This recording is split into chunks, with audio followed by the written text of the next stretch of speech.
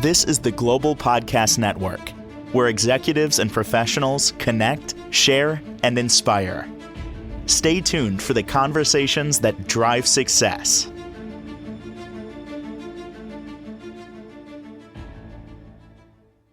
And welcome back, everybody. When it comes to working on your home, redesigning it, getting it to look the way you want, where you really feel like it is home, part of that is what goes on the walls, the artwork. We're going to talk about that today. We've covered so many different rooms and topics, from kitchens to bedrooms to flooring to walls and more. Artwork is our topic today. She is an amazing interior designer, has taken us through many different projects and journeys. Learned so much every time we get together with her. Trish Bonney is back on the program and live and direct from Vegas. How are you doing today? Good. How are you? Yeah, really, really good. Now, this has got to be fun because you're at, they call it market. You're actually, I guess, in a way, shopping for things that you could use or your clients can use at this in Vegas right now. Yeah, I mean, we always come to this one whether or not we are shopping for clients, because I'm also looking for items possibly for my studio, uh, especially like furniture, so people can sit test, because it is really hard to get people to invest in furniture if they can't sit in it. So we always come to these for different reasons. Is there, now you've been before, you were in North Carolina. I'm trying to think of the other location. Texas, thank you. Yeah. And North Carolina was, if I remember correctly, more furniture focused. What about Vegas? What's the, or is this just a free for all and you happen to be in the art space right now? North Carolina is predominantly furniture. The National Kitchen and Bath Association has started attending that as well. They have their own building. Here it is more furniture focused, but of course there's artwork and accessories. Lighting is really huge. Dallas, I was specifically there for lighting, and I happened to find antique shops at the same time. I have found some antique places near our hotel here this time. So it's still a little bit of everything. Not a lot of kitchen and bath. I think there's one kitchen showroom, I think, in one of the buildings here. The National Kitchen and Bath Association has its own conference, which will be in Florida next month, but that one I unfortunately cannot attend. So I'm curious, you've been, and every show is radically different, I'm sure, at different location, but between North Carolina, Texas, and now Vegas, which one is your favorite so far? I mean, North Carolina, there's so much, it takes over a whole city. So it's fun to go there because even since I've been going since 2016, I still find places that I've never been to before. So that's very exciting to me. Vegas, it is closer, it's more convenient, it is more in style wise, it is more Colorado-esque. Whereas North Carolina, it's a little bit more East Coast style, but it's still great to go to all of them. My favorite actually is Round Top, Texas, which is Round Top is just antiques. That's all it is. But I'm feeling that we need to do a podcast on antiques exclusively. What do you think? that would be amazing. I Yeah. love that. I'm feeling that. And you know what? I sort of have a passion for that too. I like history, things from the past. Where I am here in New York, Long Island, we have antique shops if you travel further east, like toward the Hamptons. And I just like going in and just looking around. Like it's like going into a museum, isn't it? Yes. Yes. And you can always find something really cool and unique. It's probably going to be a one of a kind in your home. It could even be like the cabinetry hardware. So it is always fun to go through antique shops. But I have to tell you, Trish, I know we're focusing on art today, but looking to your right of the paintings there, and I see two of them, and they look like they're a set. There could be three. Don't see that at the moment. However, It almost looks like a window and you're overlooking maybe a beach. It's pretty cool how Yes. that looks. I'm serious. When you first showed up on the screen, I was like, where the heck is she? I mean, it looks like she is in like literally a beach. It really does. It Right. it looks like a window. And I guess that's a testament to the quality of the art because that's what it looks like. Yes. So today I am in a showroom that's called Left Bank Art. They have so many SKUs of artwork to look from Hmm. all kinds of different price points. So it's a really, really great option for pretty much anybody because they have photography artists, they have, you know, more contemporary modern looks, and then you have more of like a tribal one across my other shoulder. So there's so much options in this area. Even and they do have a lot of original artists. Like I'm looking at one where they cut plexi to make it look like snowboards, but it's plexiglass, so it's painted on it, and it's just really stunning. If you have like a mountain home, that would be really fun. But they even have mirrors where the frame of the mirror is artwork. But the other cool thing in their place in particular is they have wallpaper options as well. So you can, like, you could tell the vendor that you like this particular uh, artwork and have a wallpaper mural made out of it. Or behind that artwork, it looks just like a chocolate brown, but it is a 3D wallpaper and you can paint it any color. So it gives you a pattern and it gives you a visual to look at, but you can always paint it any color that you want. And then like they paint matched one of the colors in the actual artwork. So it is very unique to your space, but it actually matches exactly to really accentuate the artwork that is in front of it. I want to make sure I heard that clear. So you get 3D wallpaper. I would imagine it has a certain texture on it that makes it 3D. And Yep. then you can paint any color you want over it. Yes. And you can paint it multiple times. If you wanted, because it is a 3D, you could even like dry brush. So let's say they took this brown and you took a paintbrush with a metallic gold, for example. And if you do really light, you really dapple the paint and you just brush over it a little bit lightly, the 3D parts that are sticking out, it will accentuate it in the metallic gold. Just as an idea, if you want to make it even more fancy. It reminds me of the painting style that was big, I want to say around 2010. I can't think of it, faux something. I'm just slowly Yeah. coming, right? Yeah.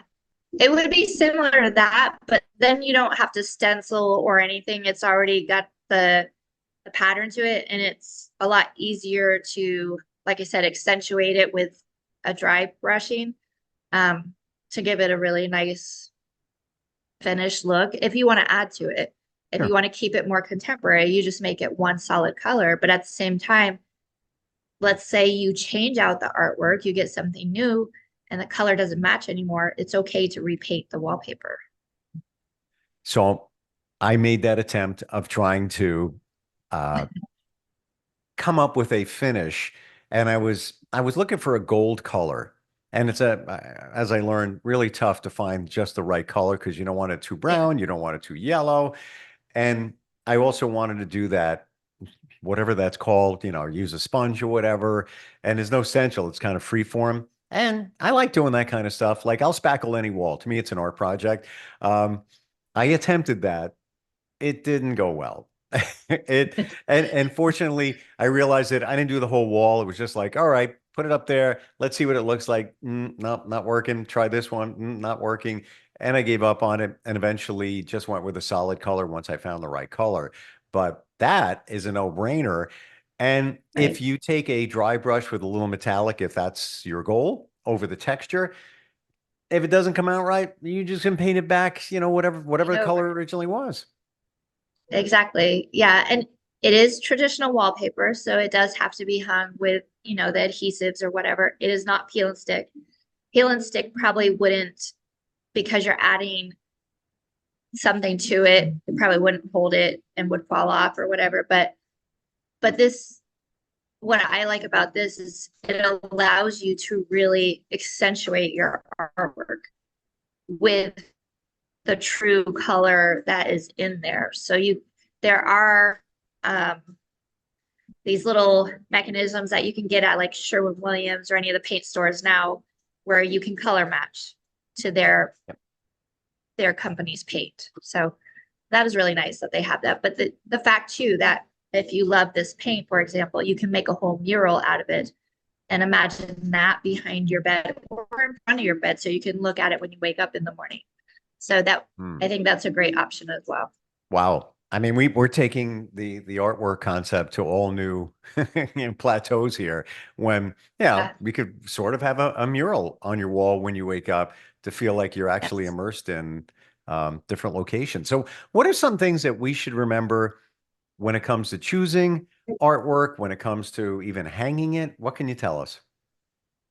A lot of it is about the scale, like how much space you have. And, I wish I could take you around, and maybe that's one day I need to get that great camera that I can take you around the showrooms, but the scale is the most important thing. So let's say, for example, you want to put something up over your bed or your sofa. Typically 4 inches is great above any piece of furniture.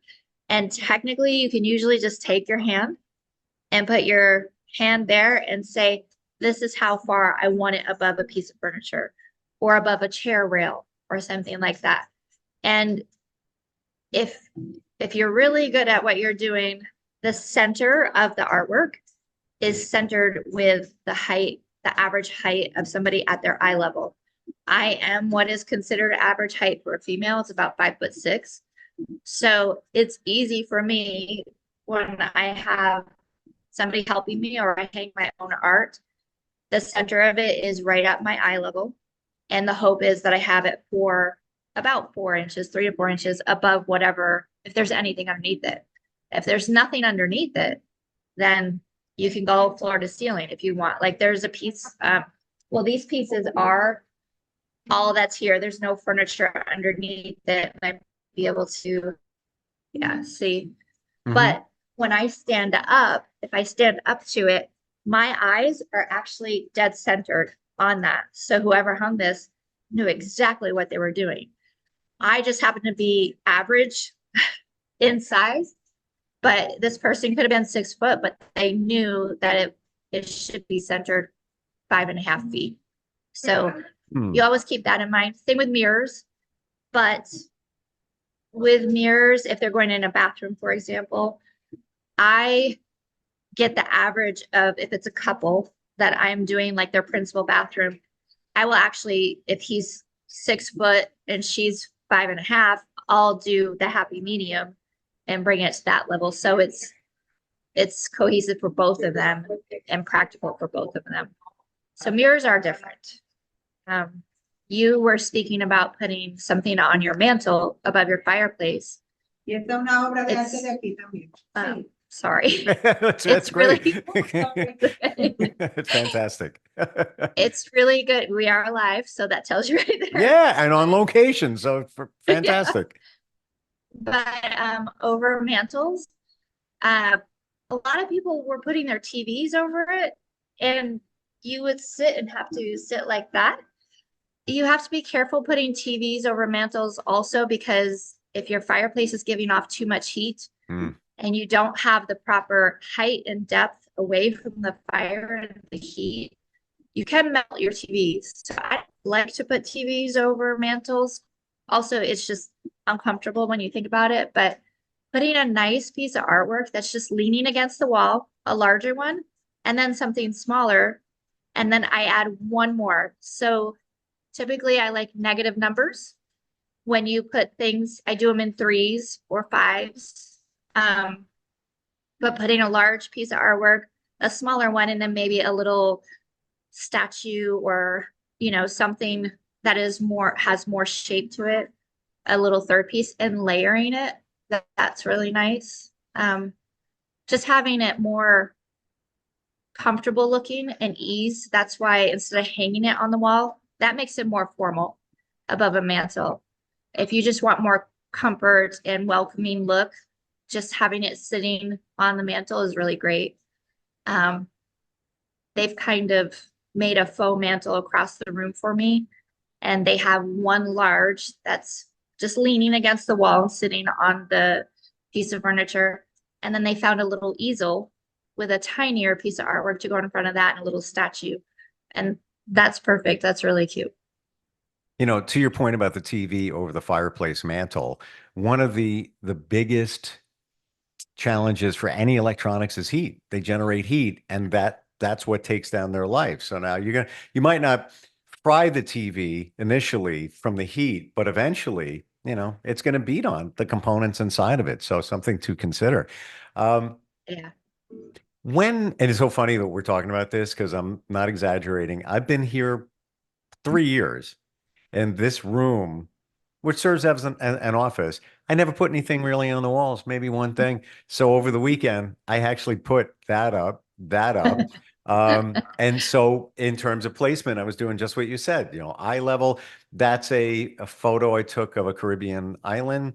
And then in back of me, I wanted to be a syndicated cartoonist, and that's a piece of original Oh, cartoon. cool. So it means something to me. And I didn't even intentionally place it there. I just, all right, well, here's a spot. And then I realized that every time I leave this room, I look at it because it's where it's located Right. when I open the door. And it was like, oh, that's kind of cool. I wasn't even planning to do that. How about when you're doing groupings? So let's say you have two pictures, or if Like we a go, gallery wall. yeah, or three, you know, to put them all straight across one way, to offset them. Is it just a matter of choice, or how do you make a determination of placement? If you want them exactly even and exactly spaced perfectly, it is challenging. It's hard because the one thing about artwork, when you turn them around and the frame itself, wherever the mechanisms are, it's almost never the same on the second one. So you have to be very cautious about if you want to do something perfectly aligned like that. Yep. It's really hard. So you have to measure from like it's usually a little hook, or it could be even a wire. Which, Those are which, always, yes, there you go. We're they're thinking the always same. different. There's different length wires, even if it's the, you know, accompanying piece of artwork. So what's Right. the tension going to be, and what's the hang point? So if you Yeah. have that wire, you have to pull it as if it was hanging on the wall and measure from the most extreme tension to the floor or to the bottom of the frame, wherever you're trying to get that on both pieces or however many pieces you're doing, if you want it to be exactly symmetrical. So for me, those aren't my favorite ones to hang because it takes a lot of time. So if you do that, one, you have to be very patient and really take your time. And it's that same old saying, I would say measure 4 or 5 times. You'll actually start hammering because you put a hole in the wall, it's there. Granted, you can probably just take some caulk and fill it in, but you want to try to do it right the first time. So we measure multiple times. We use lasers. We also make sure we have like little miniature art levelers that you can put on the tops of the frames to make sure that it's actually level and you can hold it on the side.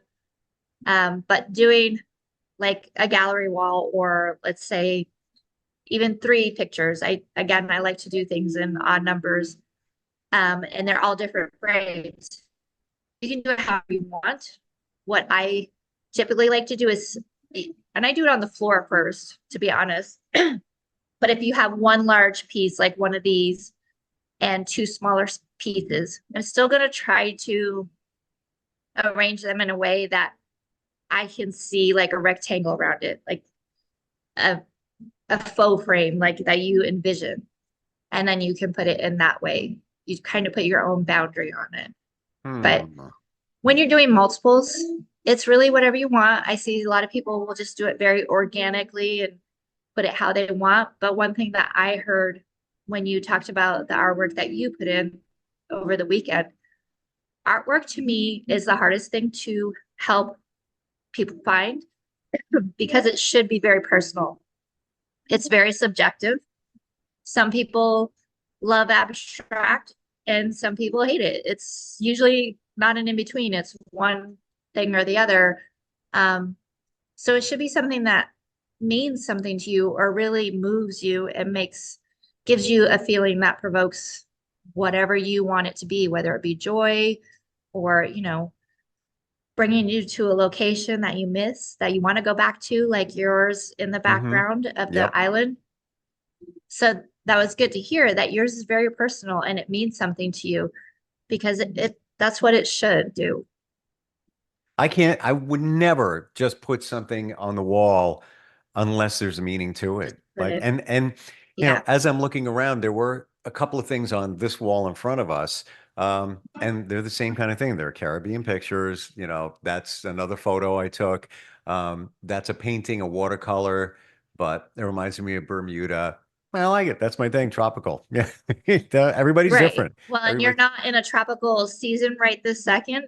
So being able to visualize yourself in that kind of space, it can evoke an actual mental warmth within Yeah. you when you're in such a cold environment at this point in time.